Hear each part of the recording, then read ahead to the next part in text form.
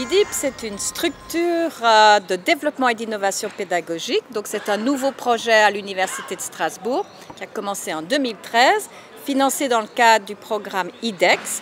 Et notre mission, c'est de réfléchir aux conditions qui vont favoriser l'apprentissage de nos étudiants. Pour nous, cette université d'été, c'était une expérience. Ce n'est pas du théorie, du blabla sur qu'est-ce que c'est qu'innover, c'était vraiment vivre un changement et de pouvoir réfléchir ensemble à cela. Alors, on avait deux objectifs. Le premier, c'était de donner le goût d'expérimenter. Donc, on a choisi le thème l'innovation pédagogique et on s'est dit, si des 162 personnes qui sont venues, il y a ne serait-ce qu'une personne qui décide pour l'année prochaine de changer une chose, on aura atteint notre objectif. Donc, premier objectif, donner le goût, l'envie d'expérimenter.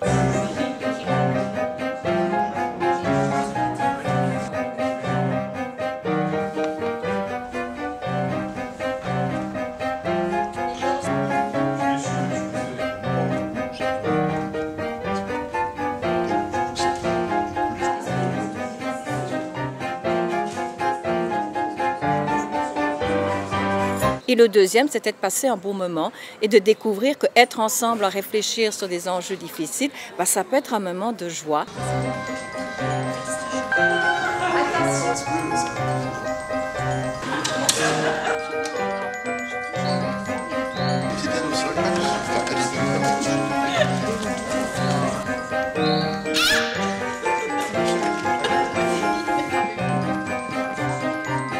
Pour moi, les moments forts ont été par exemple le Quatuor Annecy qui était là le premier après-midi.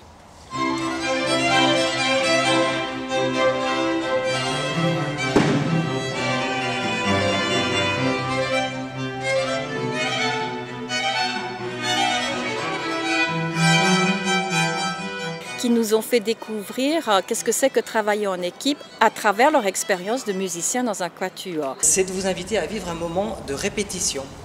Est-ce que certaines personnes jouent de la musique parmi vous? Je vous conseille d'en profiter parce qu'après...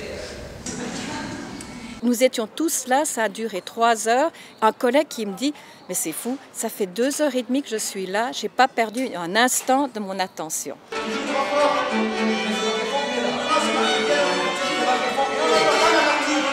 Il y avait bien sûr du contenu. Alors, contenu amené par des personnes qui sont venues nous apporter leur réflexion sur le changement. Donc, on a eu Marc Alévi qui est venu nous parler des changements de paradigme. Là détermine votre puissance à contrôler les ordres d'un marché.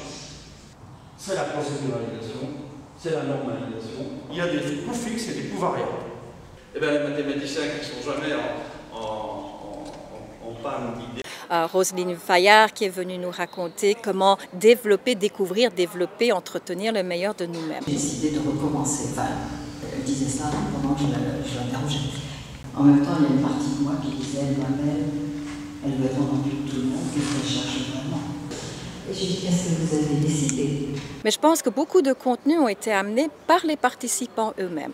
L'intention que nous avions, c'était de créer un endroit où toutes ces choses allaient pouvoir se vivre, s'expérimenter. Le grand défi pour nous, c'était de travailler cette notion de décloisonnement. Donc, on avait pris ce thème, décloisonner, et on s'est dit, à chaque fois qu'on peut décloisonner, il faut qu'on le fasse.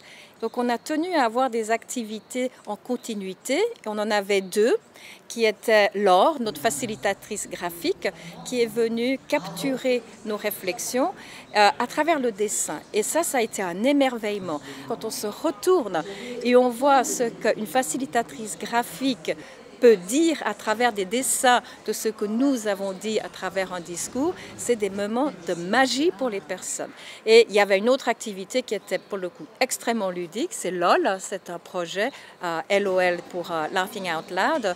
Et là aussi, c'était très étrange, c'était une boîte au milieu de Lola, puis les gens regardaient ça, c'était suspect, et tout à coup, on entendait des éclats de rire, c'est une autre manière de se décloisonner, et petit à petit, les gens ils se sont autorisés à les rire, à s'amuser. Et moi, ce qui m'a émerveillée, c'était de voir les duos, parce que les gens étaient invités à le faire en duo, et de voir des duos que j'aurais jamais pensé possible. Si on m'avait dit, bah, tu verras, le deuxième jour, un tel et une telle vont se retrouver ensemble.